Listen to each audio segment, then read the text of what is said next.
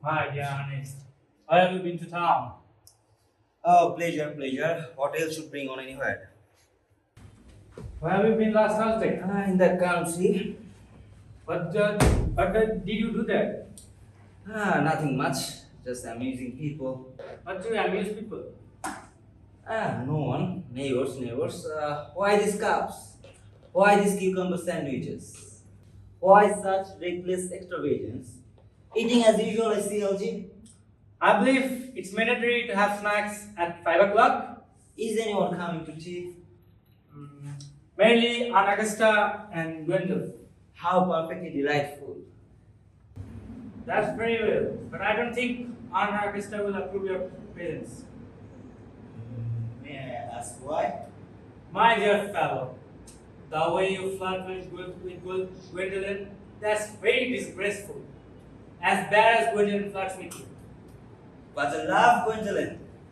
I will propose her. That's why I come up to town. I think you came here for pleasure, but it's not business. How Charlie and romantic you are, Algie. Don't need those. Those are my Aunt Augusta. But you have been eating all the time. This doesn't matter. She's my aunt. Algie. Have some bread and butter. Very delightful bread and buttery cheese. Last time you had dinner with me, I think you left something here. Well, let me think. Last time I dined here, after that I haven't seen my cigarette case. Look carefully. Do you think it's yours? You had my cigarette case all the time, Algie. You should have told me. This case is very special to me, Algie. Just give it back to me. I don't think it's yours. It's a gift from someone. Of course it's mine. You have seen me with it 100 times. No, it's a present from name by someone, Sicily. And you told me you don't know about Sicily. Sicily? What do you mean by Sicily? What on earth do you mean, LG, by Sicily? I don't know anyone by the name of Sicily. Sure? Well, if you insist to know, Sicily happens to be my aunt. You're out? Yes, and what a charming lady she is. Now, give it back to me. Sorry. Why does your aunt call you her uncle?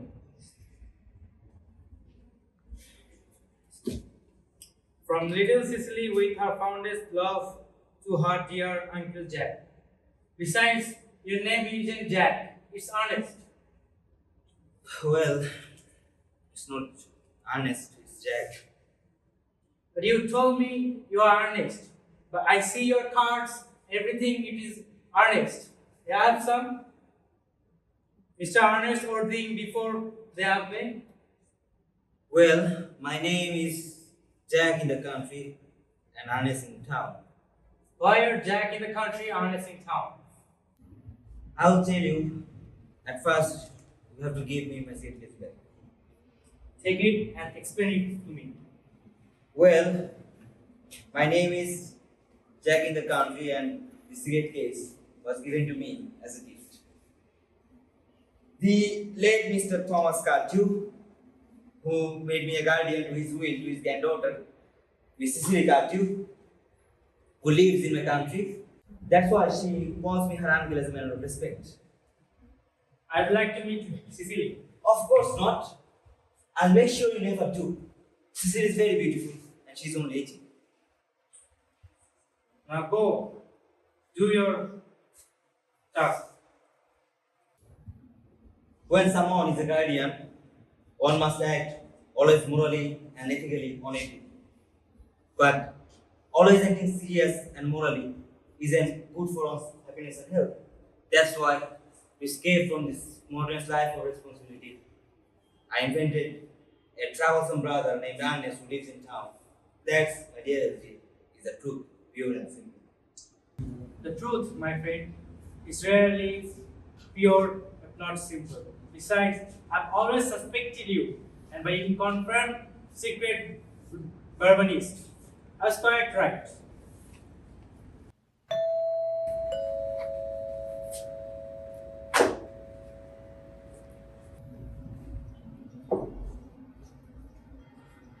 afternoon, Algernon. I hope you're behaving really well. I'm feeling really well, Aunt Augusta. That's not quite the same thing. In fact, those two things rarely go together. Dear me, you're looking too smart. I'm always smart. Am I not, Mr. Gordon? You are quite perfect, Miss Fairfax. Gwendolyn, won't you come and sit here? Thanks, Mom. I'm quite comfortable where I am. I have a cup of tea, Algernon. Of course, Aunt Augusta. Oh, and don't forget that I rely on you this Saturday for my music arrangement. And as it is my last reception, I want something very encouraging that will encourage a conversation. Of course, Aunt Augusta. Music is a sport. I have plans. Will you come to me by next door? Thank you, Algernon. That is very thoughtful of you. I'm sure the program will be quite delightful.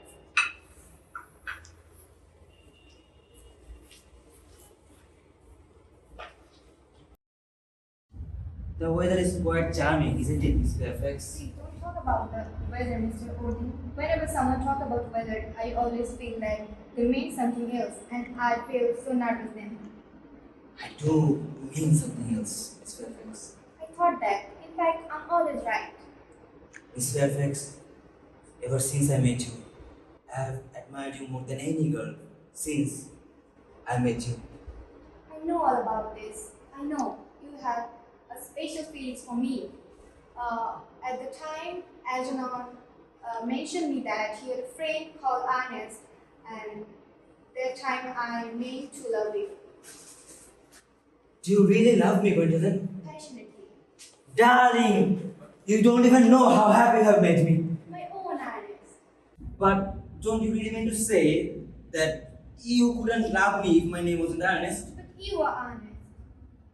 I know, but darling, to speak quite honestly, I think this name doesn't suit me at all. It suits you. It has a music of its own. Gwendolyn, I must get this letter off. I mean, we get married now. We can lose any time. But you haven't proposed me yet. Okay. May I propose to you now? It would be an admirable opportunity, Mr. Ernest. Gwendolyn, Yes, Mr. Ernest, what do you want to say to me? you know what I have to say to you. But you haven't said to me yet. Okay? Gwendolyn, will you marry me? Of course I will, darling. Mr. Worthing, rise, sir, from this semi-recumbent posture. It is the most indecorous. I'm engaged to Mr. Odie, Mama. Pardon me, you're not engaged to anyone. And now I have a few questions to put to you, Mr. Worthing. And while I ask you these questions, Gwendolyn, you will go and wait for me below in the carriage. Mama. In the carriage, Gwendolyn.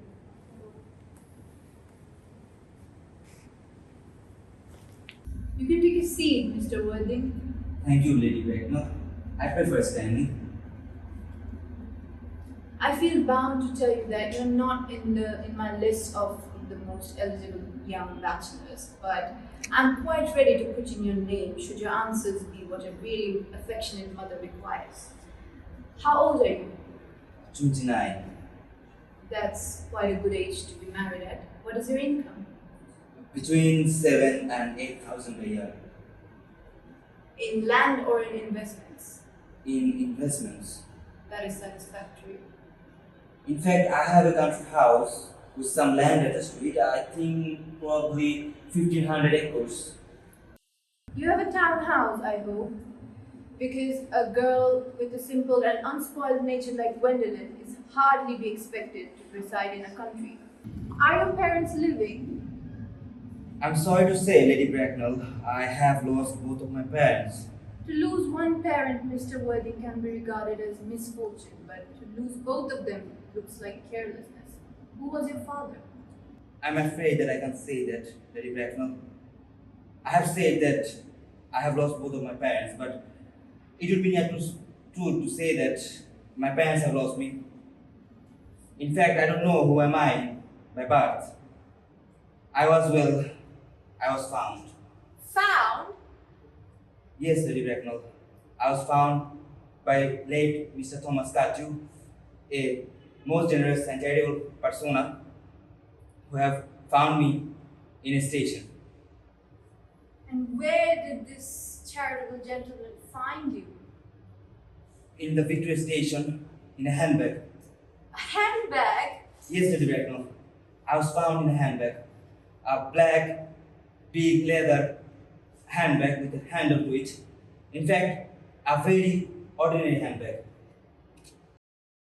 And where did this Mr. James or Thomas Cardew find this ordinary looking handbag? In the cloakroom at Victoria Station. The cloakroom at Victoria Station. Yes, in the Brighton line. The line is immaterial. Mr. Worthing, I confess I'm somewhat bewildered by what you just told me. To be found, or at any rate, read in a handbag, in whether it had handles or not, is somewhat disrespectful in terms of family standards. It is hardly a respectable identity in good society. May I ask you, Lady Bracknell, what you advise me to do? I can do anything to ensure Holiness' happiness. I would strongly advise you, Mr. Worthing, to find some relations as soon as possible. To be specific, you must produce at least one parent of either sex before the season ends. I don't know how would I possibly do that, but I can give you the handbag at this moment. I hope it will satisfy you, Lady Bracknell. Me? What has it got to do with me? Do you think me and Lord Bracknell would allow our only daughter, who was raised with the utmost care, would let her marry into a cloakroom and form an alliance with a parcel? Good morning, Mr. Worthing. Good morning.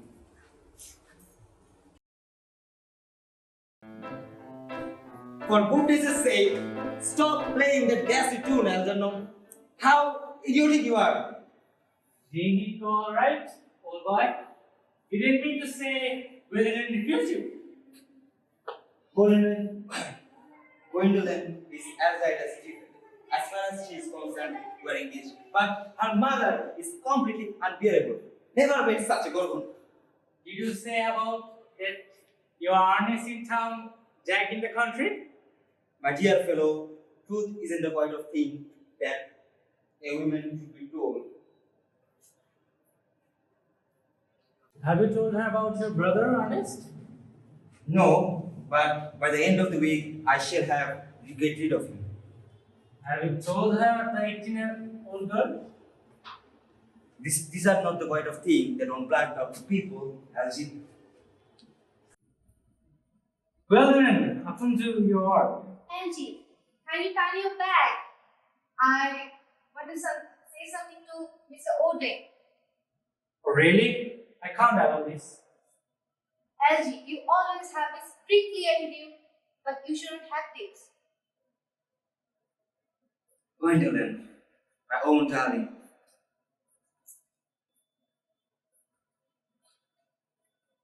Honest, we cannot be married. From Mama's facial expression, you would not say that. She prevented us from becoming husband and wife, but she cannot stop my forever love for you. I have your town address at Albany. What about your country address? The Manor House, Ostone, Hertfordshire. There is a good postal service, I suppose. I will communicate with you daily. My own one. How long do you stay in your country? Till Monday. Algie, you may come back now. Thanks. I've already turned around.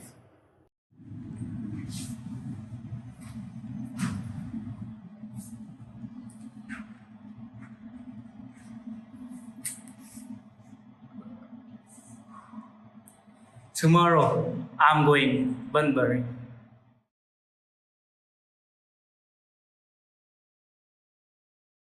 You are my little cousin Cecily, I'm sure. You are under some strange mistake. I'm not little at all. I believe I'm usually more than tall for my age. Who are you?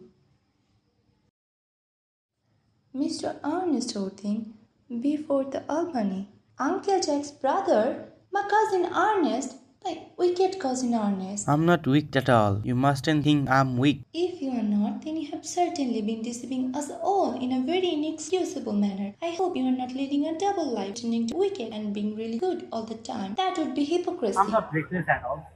I'm glad to hear it. I didn't mention it that I'm not good in the town. That's very disrespectful for me. I don't think you should be proud of it, though it must be very pleasant. About what? I can't understand how you are here at all. Uncle Jack won't be back till Monday afternoon. Well, this world is not good enough for me, cousin Cicely. Yes, but are you good enough for you? I'm afraid I'm not that. I think you have to reform me, cousin Cicely. I think you should try. I'm feeling better already. But you are looking a little old. I'm very hungry. How thoughtless I am. Would you come in? Thank you. But I like to eat button hole first.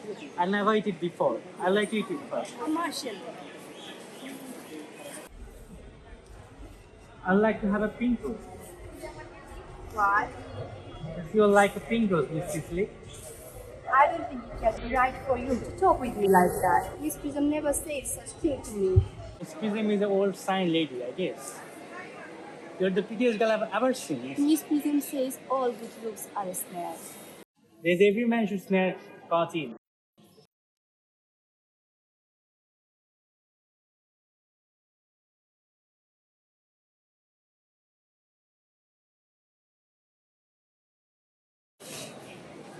So, Miss Prism, I think Mr. Worthing will not return yet. I do not expect him till tomorrow afternoon. Mr. Worthing? I have returned quite sooner than I expected, Dr. Chizuko. I hope you are well. I'm well, dear.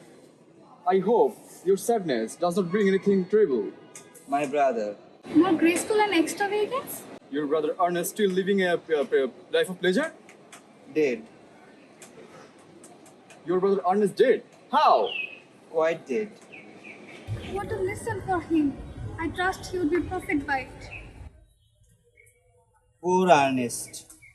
He had many faults in his life, but it is a sad, sad blow. Sad indeed. Were you with him at the end? No, he died in abroad in Paris. Last night, I had a telegram from the manager of the Grand Hotel. Was the cause of death mentioned? A severe chill, as it seems. The man shows, so shall he read. Oh, Jesus. Charity, Miss Prism, charity. None of us not perfect. Will the burial take place here? No, he seems to have desired to be buried in Paris. Uncle Jack, oh, I'm pleased to see you back. What horrid clothes you have got on. Cicely! Oh, my child, my child. Uncle Jack, do look happy. You look like you got toothache. Uncle Jack, I have a surprise for you. Yes, he's in the dining room. Who? Your brother, Earnest, he arrived half an hour ago. My brother? What nonsense! I don't have any brother. Oh, don't say that. However badly he may behave with you in the past, he is still your brother. I will tell him to come out and you will shake your hands with him. Oh, these are very joyful tidings. After all had accepted, lost, now it suddenly it feels upsetting to me. What nonsense! My brother is in the dining room. I think this is perfectly absurd. Good heavens! Brother John, I've come here to downtown to say sorry to you the trouble I've given you. I promise I'll live a beautiful life in future. Uncle Jack, you are not going to refuse your own brother's hand. Nothing can convince me to take his hand.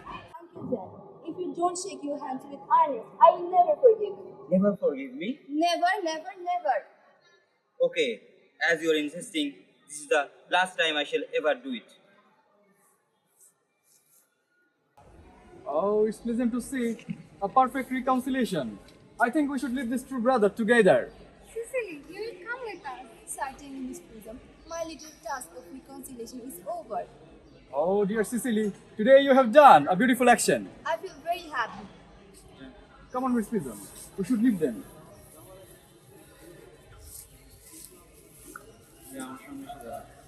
LGU young scoundrel. You must go as soon as possible. I won't allow any bunbury in here. Certainly, I can't leave this place. I will leave in the morning. Your duty as a gentleman calls you back in the town, LG. As a gentleman, I can't interfere with pleasures in a small degree. I can quite understand that. Well, Cicely is a darling. You can't talk about Miss Cardew like this. I won't allow it. I don't like your clothes. You look ridiculous in these clothes. Will you go if I change my clothes? Yes, if you don't take too long. I must wish you a good journey back to town. Your bunburying, the way you call it, doesn't seem to be successful this time. That's a great success. I'm in love with you. Oh, I merely came back to order the roses. I thought you were with Uncle Jack. He's gone for a doctor for me. Is he taking you for a safe journey? He's taking away. Then have we got to part? I'm afraid so. This is a very painful part. It is always painful to part from people you have known such brief space of time. Cicely, the first time I see you, I'm falling in love with you. The beautiful you are, the beauty you are. I'm in love with you wildly and hopelessly, Cicely. I don't think you should tell me that you love me wildly, hopelessly. Hopelessly? That doesn't make much sense, does it? Cicely, Uncle Jack would be very much annoyed if he knew you were talking with me like that. I don't care about anybody. I don't care about anybody, Cicely. I just love with you. Will you marry me? Won't you? You silly boy. Of course. Well, ever since Uncle Jack first confessed that he has a younger brother whose name was Earnest, I fall in love with you. Oh, my Cicely. You must laugh at me, darling, but it had always been my girlish dream to fall in love with someone whose name was Earnest. There is something in that name inspire absolute I confidence. have a lot of experience in charge. Mr. Joseph is a most fun man. Yes, he is the most important part in Christianity. Oh, I will be back in no time, Cicely. Don't worry. what an precious boy he is. I like his ears so much.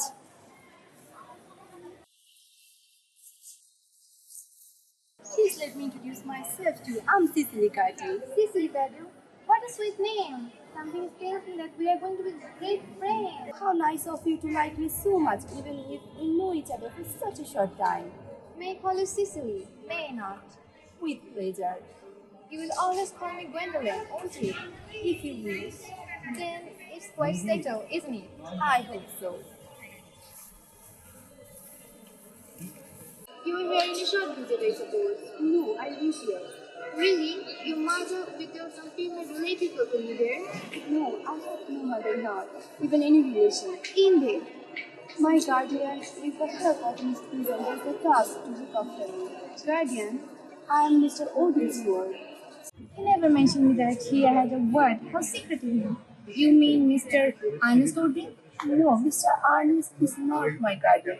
It's his brother, his elder brothers. Ernest never mentioned me that he had a brother. I'm sorry to say that. They have not been in a good relation for a long time. You lifted a load from my mind. Are you sure Mr. Ernest Odin is not your guardian? Quite sure. In fact, I'm going to be his. I beg your pardon? Dearest Condiment, there is no reason to keep it a secret from you. Mr. Earnest and I are engaged to get married. Dear Cecilia, I think there must be some slight error. Mr. Ernest engaged to me. You're understanding misconception. Ernest proposed me exactly 10 minutes ago. But he asked me to be his wife yesterday afternoon at 5:30. Ernest, my own Ernest. A moment. May I ask you if you are engaged to marry this young lady? To whom? Sweet little Cicely? Who put this kind of idea into your little pretty head? Thank you, you may. There is some misunderstanding, Miss Griffith. This gentleman is my guardian, Mr. John Woodley. I beg your pardon? He's Uncle Jack. Jack! Oh, My own Ernest. My love, Cicely. I feel there was some slight error, Miss Cardew. The man is embarrassing me is my cousin, Algernon Manfred. Algernon Manfred. Oh, are you called Algernon? I cannot deny it. Oh, is your name really John? I could deny it if I like. I could deny anything if I like. But my name is John, and it has been John for years. A gross deception has been practiced on both of us. Mr. Odin, there is just one question. What is your brother Ernest? Gwendolyn, Cecily, it is a very painful position to be, and I have never been in any kind of position like this. But I have to speak the truth. There is no brother named Earnest. In fact, I have no brother at all. I never had, and I don't have any slight interest to have any brother in the future. No brother at all. None. Let's go and check the house. This ghastly thing you call bunburying, LG? This is the most wondering bunburying in my life, the most beautiful bunburying in my life. Why don't you go, LG? I already told you to go. You cannot let me go without having a dinner. That's nonsense, LG. They are approaching, that's very forward of them. Let's preserve a dignified silence. Certainly, it's the only thing to do now. This dignified silence seems to produce an unpleasant effect. A most distasteful one. We will not be the first to speak. Certainly not. Mr. Odin, I have something particular to ask you. Much depend on your reply. Gwendolyn, your common sense is infallible. Mr. Moncrief, please answer the following question. Why did you pretend to be my guardian's brother? In order that I could have chance to meet with you. That certainly seems a satisfactory answer, does it not? Dear lady, if you can believe me. I don't, but that doesn't affect the beauty of his answer. That's true. Mr. Odin, what explanation can you offer me for pretending to have a brother? I invented Earnest so that I can go to town to see you as often as possible, Gwendolyn. Is it true? Can you doubt that, Miss Fairfax? I doubt, but I will try to forget it. I think their explanation quite satisfactory, especially Mr. Earnest's. I'm more content with what Mr. Moncrief said. You think we should forgive them? Yes? I mean, no. Alright, that's true. Some things are too important to give up, but who should tell them? Yes, the task is not a pleasant one, but can we both not speak at the same time? An excellent idea. Will you take time for me? Certainly. Your Christian name is still a insuperable barrier. That's it. Yes, I agree. But I'm going to Christian this afternoon. So goes for me. For my sake, you are going to do this terrible thing. I am. To please me, are you ready to face this fearful order? I am. It's silly to say men and women are equal. When it comes to giving up things for others, men are much better. Yes, we are. Yes. They have moments of physical chorus that we women know absolutely nothing.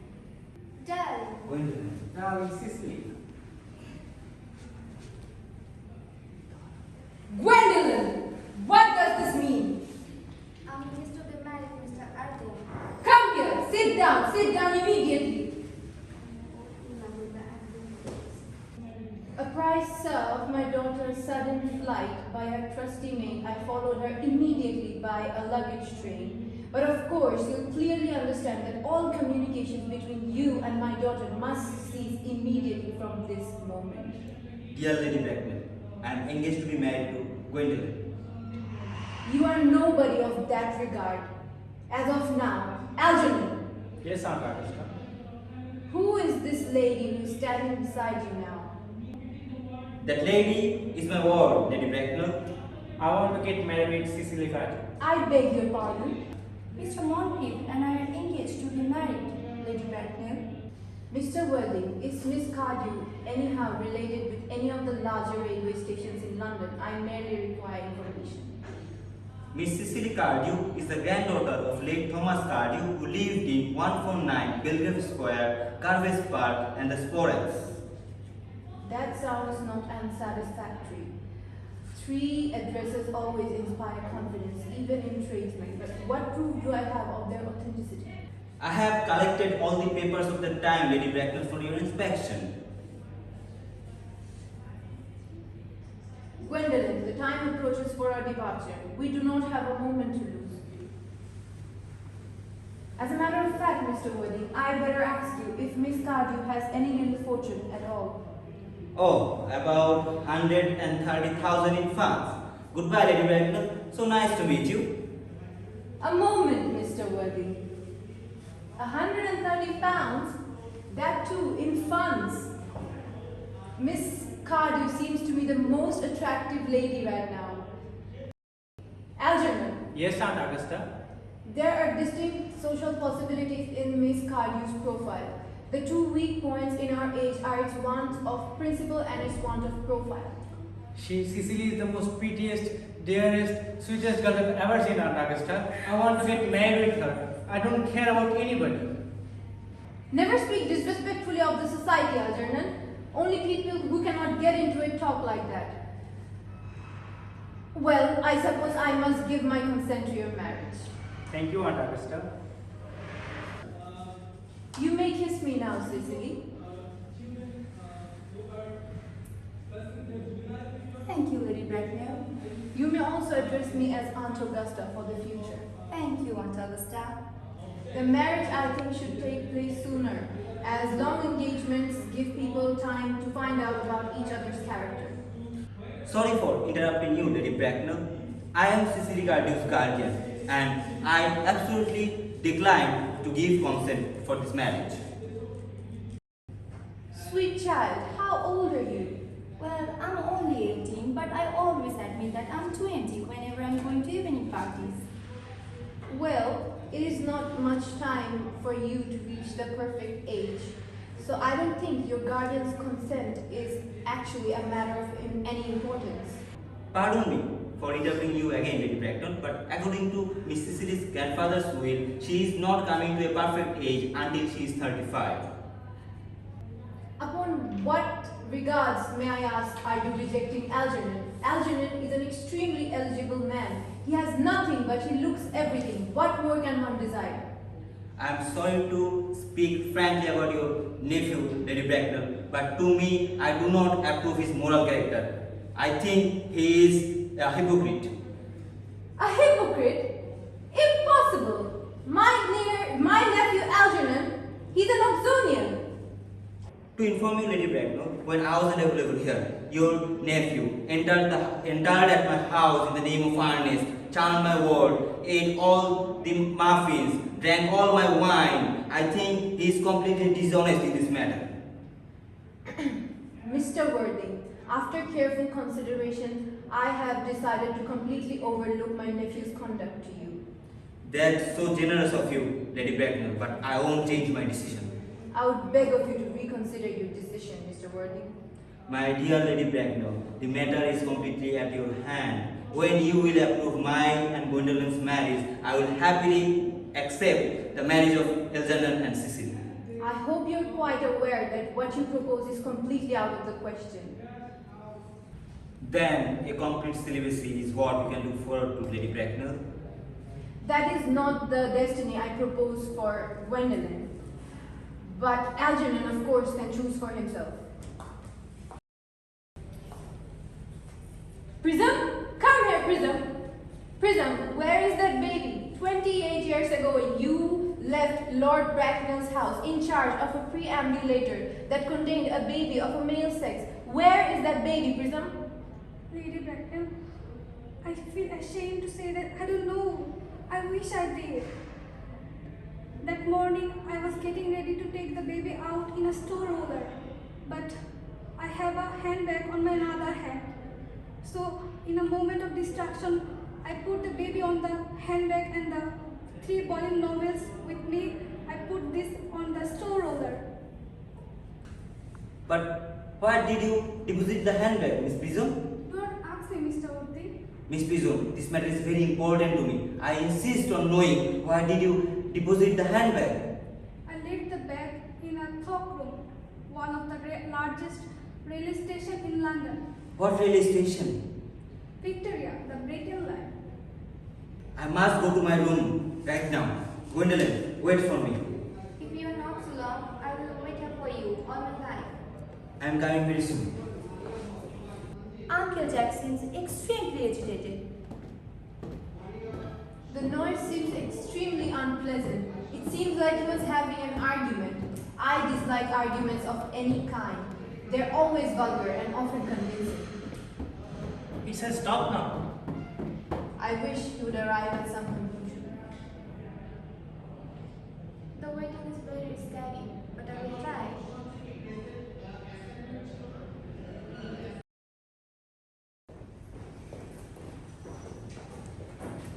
Miss Prism, check this handbag. Check it carefully. Answer me carefully if this is your handbag. All my happiness depends on your answer. It looked like it's mine. I can see the mark of an old bus accident. The initial on the lock, which I did when I was feeling fancy, is definitely mine. I'm so happy to have it after a few years. It's quite difficult without it. Miss Prism, the bag is not the only thing that has done to you. I was that baby who was in that bag. You? Yes, mother. Mr. Orde, I'm unmarried. Unmarried? Then who am I? Mr. Orde, there are some error. This lady can tell you who you are. Lady Bracknell? I'm sorry to ask you, Lady Bracknell, but will you tell me who am I? I'm afraid to tell you this, but you are actually the son of my poor sister, Mrs. Moncrief, and consequently Algernon's elder brother. Algy's elder brother? That means I have a brother after all. I always told I have a brother. Algy, you young scoundrel, you have to respect me more in your future. Yes, I will try. My own. What one are you? What is your Christian name that you have changed? Oh, I quite forget about the fact. And Augusta, what is my Christian name? Being the eldest son, you were naturally named after your father. But what was my father's Christian name? I cannot recollect that.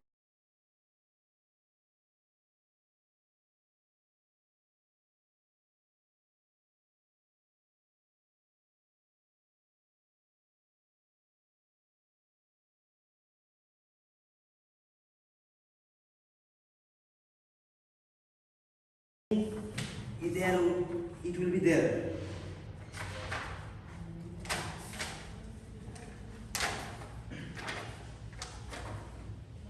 Mark B. Mixby, Mox, Moncrief, Lieutenant, 1840, Captain, Lieutenant Colonel, General, 1869, Christian names, Earnest John. I always told you, Gwendolyn, my name was Earnest. And it is Earnest after all. Yes, I remember now. The general was called Earnest. I knew I had a particular reason for hating this name. Ernest, my own Ernest. I felt from the first that you could have no other name. Gwendolyn, it is a very sad fact for a man to get to know that all his life he always told nothing but truth. Gwendolyn, can you forgive me? Yes, I can. My own one. At last. Cecily. At last. My nephew, you seem to be displaying signs of triviality. But on the contrary, Aunt Augusta, I have realized for the first time in my whole life the vital importance of being earnest.